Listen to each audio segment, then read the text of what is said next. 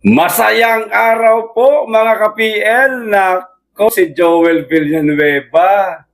Pinagpiestahan po ngayon ng netizen mga kababayan nang dahil yan sa pagiging balimbing niya. Naroon na siya sa Cayetano Block, lumipat pa siya mga kababayan sa Gatchalian Block sa palagay ko. Yan po ang ikinagagalit ng ating mga kababayan. Kaya naman mga kababayan kaya naman hinalungkat ngayon ng mga netizen na galit kay Joel Villanueva sa pagiging balimbing niya mga kababayan. Hinalungkat itong matagal ng isyo tungkol sa kanyang side chick di umano. Chika bebe, di umano mga kababayan. Kung hindi ako nagkakamali, itong mama na ito, pamilyado na ho ito, mga kababayan. Meron ng asawa, siyempre, meron ng mga anak.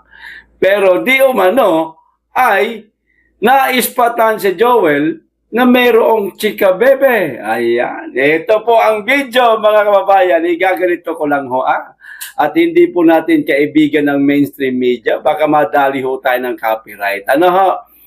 Mahirap na. Okay, ito na po ang video. Himay-himayin po natin, mga kababayan. Ano? My side chick. Ayan. My side chick si Joel Villanueva. Tanong lang naman yan, Agenda at Bilyonaryo. September 22, 2025. Ayan, mga kababayan. Ako, grabe talaga naman. Kasi naman hindi na lang nanatili sa Cayetano Block Ayun na, inistuloy sa iyo mga kababayan natin. Ayan, mga kababayan. Ito na, simulan na po natin. May bagong bala ang netizens kay Senator Joel Villanueva. Spotted daw kasi siya sa litrato ng kanyang umano ay side chick na may kapatid daw na kontratista. Narito ang agenda report ni Dexter Ganibe ng Abante. Sandali. Ang kapatid di umano nitong babaeng ito, mga kababayan, kontratista. Nako. Pero matino naman siguro ng kontratista, hindi naman siguro katulad ng mga nadadamay ngayon sa flood control na gumagawa ng ghost project. Ito. Sa mga kababayan ko po sa Bulacan, huwag po tayong magpapadala sa mga nanggugulo at nagpapakalat ng fake news. Tama na. Sawa na po tayo sa paratang na walang pruweba na hanggang ngayon hinahanap pa ang ebidensya laban sa atin. Labanan na lang po natin ito sa tamang forum, sa korte. Ididemanda ko po sila at doon ko din po sila haharapin lahat. Basta na lang sa kabila ng... Mga kababayan, saglit lang Di ba siya po ang nauna na nagsiwalat nitong tungkol sa flood control scam sa Bulacan? Sa palagay ko, nauna pa yata ito kay BP Inday Sara na nagsabi na ang Pilipinas ngayon ay hawak lang ng dalawang tao ang pera. Si Martin Romualdez at Saldico. Nauna pa itong mama na ito na magsiwalat tungkol sa flood control scam na siyempre bilyon-bilyon po mga kababayan ang pera dyan na ninanakaw mula sa kaban ng bayan. Sa palagay ko lang naman, baka totoo na wala siyang kasalanan o hindi siya dawit sa flood control scam mga kababayan. Sa palagay ko lang naman. Kasi siya nga nauna na nagbunyag Bakit niya ibubunyag? Kung kasama siya sa maletagang, kung talagang meron siyang kickback sa mga flood control dyan sa Bulacan. Di ba? Isip-isipin po natin mga kababayan.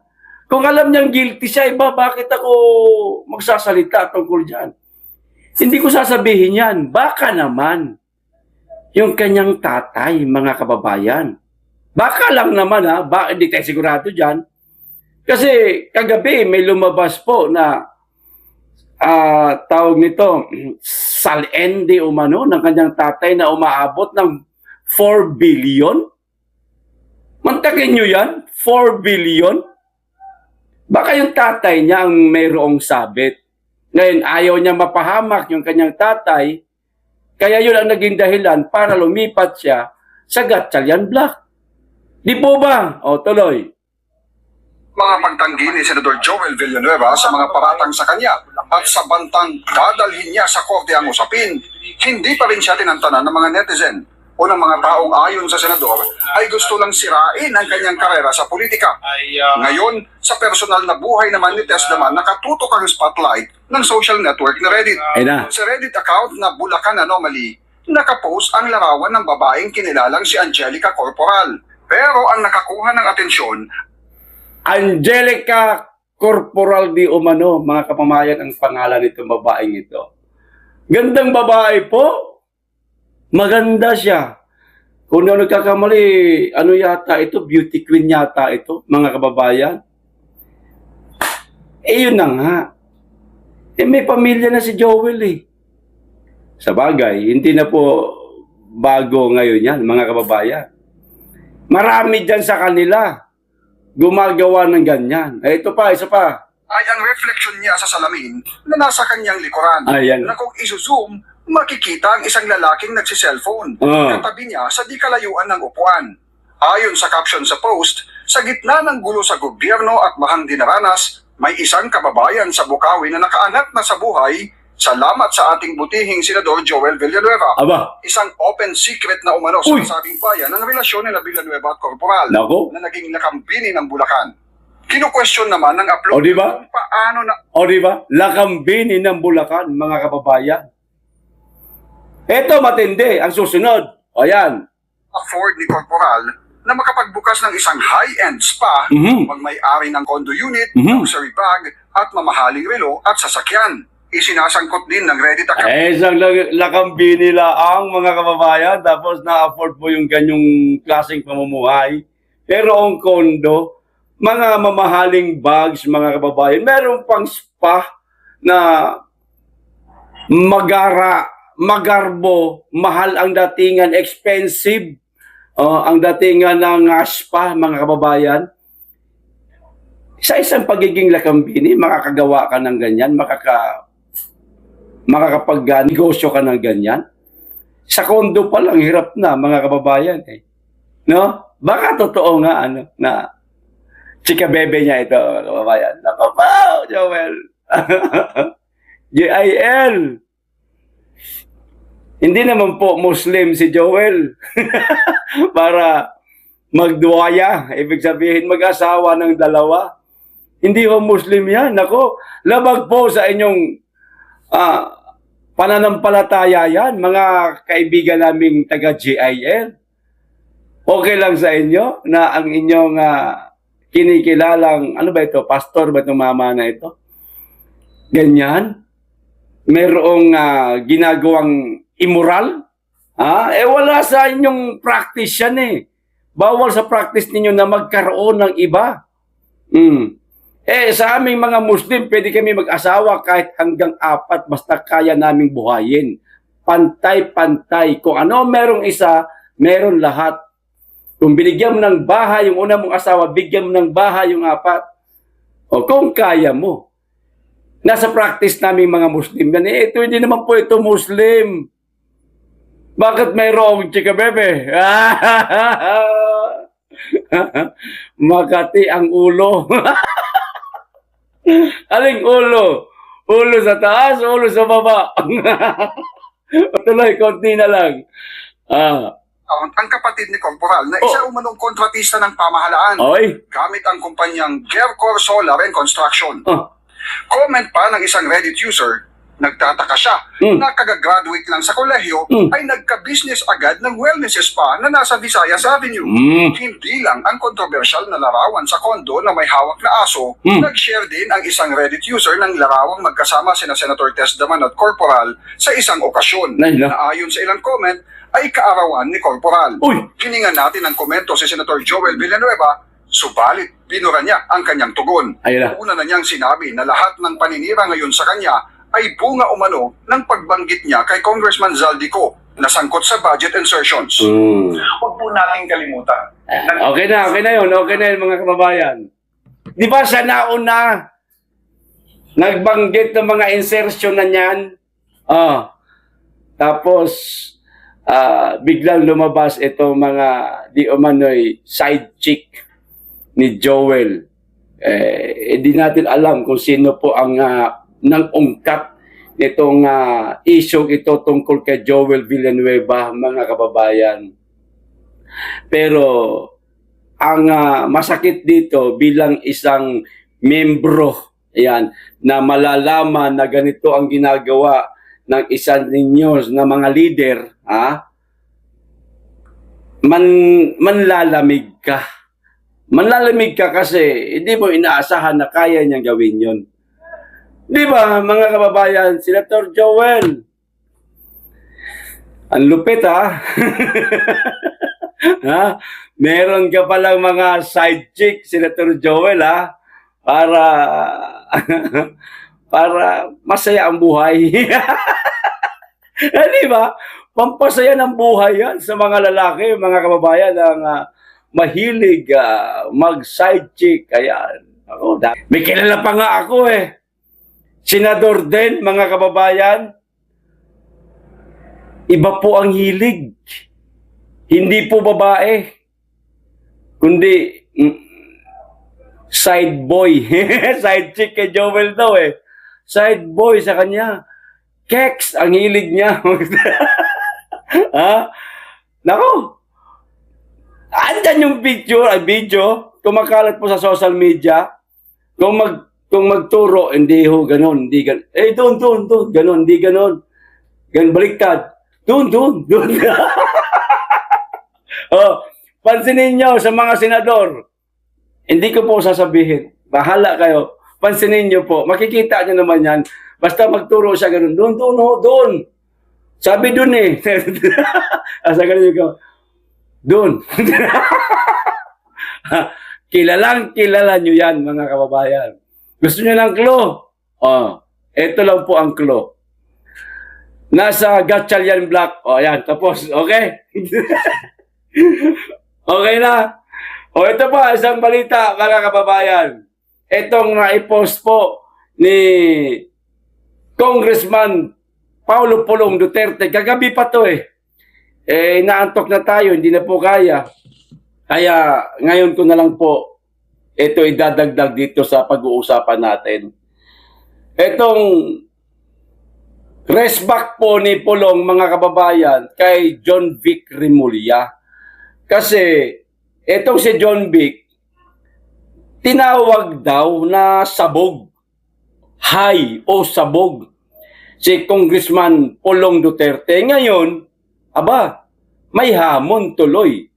Si Pulong, hinamon na lahat, mga kababayan. O ewan ko lang kung tumugon sila sa hamon ni Pulong. Pag hindi, bangag silang lahat. Lahat sila gumagamit ng polboron. O ito, sabi ni Pulong, ako pa talaga ang sinabihan mong hay at sabog. Secretary John Vic Remulla. Ako? O baka nagkamali ka lang ng tinutumbok at ang gusto mo talagang sabihin ay iyong mga nasa Malacanang. Di ba? Kung gusto mo talagang malaman kung sino ang hay at sino ang sabog, simple lang naman ang solusyon. Magpa-hair follicle drug test tayo. Sama mo na mga boss mo at asawa't anak niya para isang testing na lang tapos ang usapan. Yan mga kababayan. John Vic Remulla. Yan ang gustong mangyari ni Congressman Pulong Duterte. Yung nasa Malacanang na mag-asawa na di umanay gumagamit ng polboron kasama ng kanyang mga anak. Pati ikaw, John Vic Remulla, total hinamon mo eh. Si Pulong eh. Sinabihan mong hay at sabog. John Vic, kahit ikaw na lang muna. Ikaw na lang muna kasi yung nasa Palasyo Malacanang, matigas ang mukha niyan. Makapal ang mukha ng mga yan. Ang kapal ng apog. Matagal nang hinihingi ng tao ang hair follicle drug test. Hindi nila maibigay-bigay kasi totoong addict sila, mga kababayan. Sinabi na mismo ng ate, addict ang presidente. Addict ang mga anak. Addict din daw, pati ang asawa. Si IBM may sabi. Okay na tayo doon. Na-confirm na natin na addict, gumagamit sila ng pulburon. Kasi mismong kapatid na ang may sabi. Ikaw na lang, John Vic. Kasi ikaw ang nagparatang kay Pulong Duterte na hay siya o sabog. Mag one-on-one muna kayo. Ano, John Vic? Kaya mo? Hinahamon ka. Nako, DILG secretary ka. Dapat astig ka. Dapat tumutugon ka sa lahat ng hamon sa'yo. Sir, magpa-hair follicle test daw kayo ni Pulong. Ano, kaya mo? Pag hindi mo kaya, baka pati ikaw gumagamit ka rin ng pulburon. Ano, kaya mo ba? John Vic Remulla, laknan to siya naman, Inunahan mo si Pulong Ngayon na niresbakan ka, at hinamon ka pa na magpa-hair follicle drug test, kaya mo bang tapatan si Pulong? Kung ako kay Pulong, mga kababayan, binigyan niya ng taning itong si John Vic 3 araw. Pagka hindi ka tumawag sa tanggapan ko at kumasa sa hamon ko na magpa-hair follicle drug test tayo, dapat ganun yung sinabi ni Pulong Aakasahan kitang adik ka, John Vic Remulla. Dapat ganun Walang ganun sayang naman sa Congressman Pulong. Dapat ganun po ang ginawa ninyo, sir. Binigyan mo ng time frame ba? 3 araw. Pag walang John Vic na sumipot para sa hair follicle drug test, John Vic addict. Ganon. Kaso wala mga kababayan. Ewan ko lang kung ano magiging tugon ni Pulong dito. Ni John Vic dito sa mga sinabi ni Pulong. Ito pa. Pero baka ibang sabog din ang tinutukoy mo, John Vic. Baka yung sabog sa kapangyarihan, sabog sa korupsyon, sabog sa kayabangan, at Bisaya po ito Sige, basahin ko muna sa Bisaya bago ko Tagalog. Og sabog sa pagtuo nga ang katawhan dili na kabalo mo tan-aw kung kinsa ang nagtrabaho o kinsa ang nagpapugi lang sa kamera. Tagalog. At sabog sa paniniwala na ang sambayan ng Pilipino o katauhan o sambayanan hindi na marunong tumingin kung sino ang nagtatrabaho at sino ang nagpapogi lang sa kamera. Ayan, ito pa. Kaya bago ka muling mamigay ng bansag na hay at sabog, baka mas mabuting tumingin ka muna sa salamin. Baka nandun ang sagot sa mga tanong mo. Ay, ikaw pala ang sabog John Vic Remulla Matakin mo yung pinatitingin ka ni Pulong sa salamin. Ano bang makikita mo sa salamin? Siyempre, sarili mo, mga kababayan, di po ba? Pagharap mo sa salamin. Sabi ni Pulong, baka makikita mo doon yung hinahanap mong sabog. Ay, sagot. Ikaw pala yata, John Vic, ang sabog paano nga sigurado na hindi ka sasagot o hindi mo tatanggapin ang hamon ni Pulong na magpa-hair follicle kayo. Kasi baka pagharap mo sa salamin, sabog ang nakikita mo. Naisahan ka tuloy. Kasi ikaw John Vic Kasi ikaw, yung ingay-ingay mo, nakisali ka pa. Anak ka ng tutsa talaga. Sa susunod, siguraduhin mo, yung sinasabihan mong hi at saka sabog, isabog talaga. Sabihin mo yan sa Palasyo Malacanang. Sabihin mo sa social media. O, yung presidente natin, sabog yan. Ang tanong kung kaya mong sabihin, ay, yung mga anak niya sabog din. Pati yung asawa niya sabog din. Sabog sila lahat. Piliin mo yung sabihan mong sabog o hay doon sa taong totoong sabog at hay. Hindi kagaya ni Pulong Duterte na hindi man ito gumagamit ng droga. Kaya nga ang lakas ng loob magpahirpulikel kasi malinis siya. Alam niya sa sarili niya na malinis siya. Eh kayo, John Vic, ikaw mismo, ang sabi ni Pulong, pagharap mo daw sa salamin, baka makita mo ang sagot mo. Ikaw yun. Nako, John Vic ha, may bagong issue kami kasi may bago na kaming hawak sa'yo na issue. Nako, isang request pa, Congressman Pulong Duterte, sir, baka pwedeng patunayan niyo po, isang bagsak pa, na pagharap ni John Vic sa salamin, makikita niya ang sagot na naroon ang sabog. Isa pang bagsak, sir, para may hawak ang publiko na silang lahat kasama ng mga gabinete ni Bangag ay karamihan sabog. Para may hawak kami. Okay, request lang po yan, Sir Kong Pulong Duterte. Sana makapagpalabas kayo ng isang matinding ebidensya na marami sa kanila ay sabog sa droga. Hindi lang sabog sa kwarta, sabog sa kapangyarihan, kundi sabog talaga sa pulburon. Okay, Sir Pulong, maraming salamat. Sana maibigay niyo po sa amin. Okay, ito pa isa, mga kababayan. Di ba kahapon na isama ko po sa content ko na unti-unti nang gumakalas ang mga miyembro ng JIL. Ito, mga kababayan, may nagmensahe di umano kay Doc Lorraine Badoy. Mga taga-GIL di umano sila, mga kababayan. O ito ho ang sabi ho.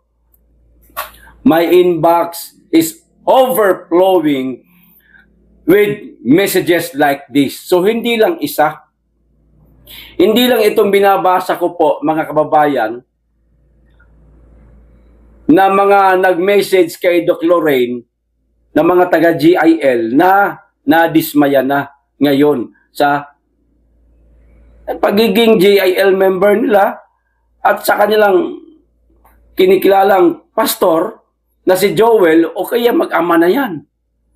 Ito, overflowing daw po kasi, mga kababayan, ang mga messages na katulad po nito. Ito, sabi, please hide my identity. Majority of JIL, majority, karamihan. Majority of JIL members do not agree with that Senator Joel did. Kita nyo na. Nahihiya po kami sa ginawa niya. Nako, thank you for fighting for truth, justice, and righteousness. We will continue to pray for our nation. Salamat po sa inyong buhay at prinsipyo. May the Lord bless you. Sabi nung nag-message kay Doc Lorraine, mga kababayan. Majority na po sa mga miyembro ng JIL. Nako, nahihiya na po sila sa pagiging JIL nila. Ikaw ba naman, lalabas ka ng bahay, nakapostura kang pangsimba, alam ng kapitbahay mo na JIL ka. Tapos sisimba ka. Ano sasabihin ng kapitbahay mong hindi JIL? Magsisimba ka pa? Yung mga ginagalangan ninyong mga pastor, sangkot di umano sa flood control scam. Di ba? Nakakahiya. Kung ako, halimbawa, kung ako lang mga kababayan, kung ako, miyembro ng GIL. Nalaman ko na ganyan ang kinikilala at hinahangaan, nirerespeto namin mga pastor. Lalayas po ako, mga kababayan. Pinaniniwala mo kami sa mga salita na mula sa Biblia na maaaring ginagawa mo rin sa pang-araw-araw mong buhay. Gayong ikaw pala, mayroong side chick, ha? Mayroong tawag nito, flood control scam, kickback. Mananatili ako? Lalayas po ako. Titigil ako sa pagiging JIL ko. Lilipat ako sa KOJC. Diba? Si Pastor Kibuloy, walang kasalanan. Lahat ng mga akusasyon sa kanya ngayon, matagal nang naibasura, taon na ang nakalipas, 5 taon kung di ako nagkakamali. Naibasura na. Binuhay ni Bonjing, mga kababayan. Kaya ayan, nasa piitan ngayon si Pastor, pero hindi po akusahan na convicted o nagawa niya yung mga krimen na ibinibintang sa kanya ngayon kasi walang sapat na ebidensya. Kundi inipit lang si Pastor, kagaya ng ginawa nila kay Tatay Digong, dinala nila sa The Hague, Netherlands, para hindi makapagsalita. Ginipit lang si Pastor, pero sapat na ebidensya para ma-convict ang isang Pastor Kibuloy, wala. Anong nangyari? Sa KOJC, pinasok nila Torre. Libo-libong kapulisan, ginulo ang KOJC. Nanlaban ba ang mga miyembro ng Kingdom of Jesus Christ? Hindi. Kasi ganyan ang turo ni Pastor. Pastor Kibuloy, ganyan niya tinuruan ng kanyang mga miyembro. Matino. O ito, si Joel at ang kanyang ama, o kayo na lang pa pong humusga, kayong mga miyembro ng JIL. Basta kung ako, JIL ako, lilipat ako. Maghahanap ako ng ibang sekta. At ang isa sa mga naiisip ko, walang iba kundi ang Kingdom of Jesus Christ. O KOJC. Diba, mga kababayan? Lipat na kayo! Sangkot sa flood control, di umano yung dalawa na yan. Hindi, huwag natin sabihin dalawa. Sa palagay ko nga, baka yung ama lang. Diba? Palagay ko lang naman yan. Hindi tayo sigurado dyan, mga kababayan. Kaya lang siguro lumipat o nagbalingbing si Joel sa Gatchalian Vlog. Kasi syempre ayaw niya na akusahan, makulong ang kanyang ama. Lang naman ang usap-usapan kasi ang salin po na inilabas kahapon, naku, grabe kalaki. Kayo na lamang po ang humusga. Okay, ito pa, isa huli. Itong isa din sa mga sundalong kanin, mga kababayan, na si Kerubin. Meron siyang tawag nito, reaction tungkol sa mga nangyayari ngayon, mga kababayan, sa tawag nito, sa politika, siyempre, lalong-lalo na magulo ngayon ang Senado. Ito mga sinabi po ng 18 Marines, mga kababayan, parang dinidebunk nitong mama na ito, si Kerubin. Tumatandang paurong din yata itong mama na ito. Ilang beses tumakbo ng senador, hindi manalo-nalo. Kaya pala, kasi ganyan ang ugali mo. Ito, kung totoo, ang mga sinasabi nila, bakit ngayon lang lumabas? Yung sinasabi daw po ng mga Marines, kung totoo na mayroong nangyayaring corruption, bakit ngayon lang daw inilabas? Ito, mamaya basahin ko muna. Alam pala nilang nakaw pala yun. If you have very strong moral fiber, di ka pwedeng succumb at kahit anong illegal. Okay, yan po ang sabi ni ni Kerubin, mga kababayan. Ito, ang tanong niya kasi, bakit ngayon lang lumabas? Kung alam nilang nakaw pala yung mga pera na yon. Baka hindi niyo po alam, Kerubin, sir, na nung una, nagtrabaho ang mga Marines kay Saldico para maging kargador ng mga pera. Ang alam nila, hindi kaya yata nanonood eh. Ang dami ng interview na nangyari sa mga 18 Marines. Sinabi nga nila kay Robin, baka hindi mo alam, ako na magsasabi sa'yo. Ilang beses nang sinabi ng mga 18 Marines na hindi nila alam na nakaw yung pera na yon. Ang akala nila, pera yon para sa mga politiko na yan, dahil ang alam nga nito mga 18 Marines, malaking kontraktor, si Saldico. Malay niya balil na, makaparte ito sa negosyo ni Boss Saldi. Yan ang alam nila. Hindi nila alam na nakaw. Doon na nila na-realize na yung mga perang bit-bit nila ay nakaw pala nung sumabog na itong issue tungkol sa flood control scam, Sir Kerubin. Hindi ho ninyo alam pala ang buong konteksto, ang buong istorya. Sasabat-sabat ka sa istorya, hindi mo naman alam. O nagmumukha ka tuloy, bobo kang matanda ka. Dati ka pa namang magaling na sundalo. Ba't parang naging sundalong kanin ka na ngayon? Lalo na madalas kang makita ng publiko. Nakasama mo si Bangag sa mga event. Hindi kaya pati ikaw na malitahan din? Nako, baka lumabas isang araw, sir, na kasama ka sa Malitagang. Baka lang naman. Lahat ng mga nag-iingay at kumukontra sa sinasabi ng 18 Marines tungkol sa mali-malitang pera na pangalanan nung nakaraan, huling Blue Ribbon Committee nila na pangalanan tulad ni Arn, katulad ni Tulpo, diba? Baka pati ikaw kasama ka ha. Ngayon pa lang kasi nag-iingay ka na eh.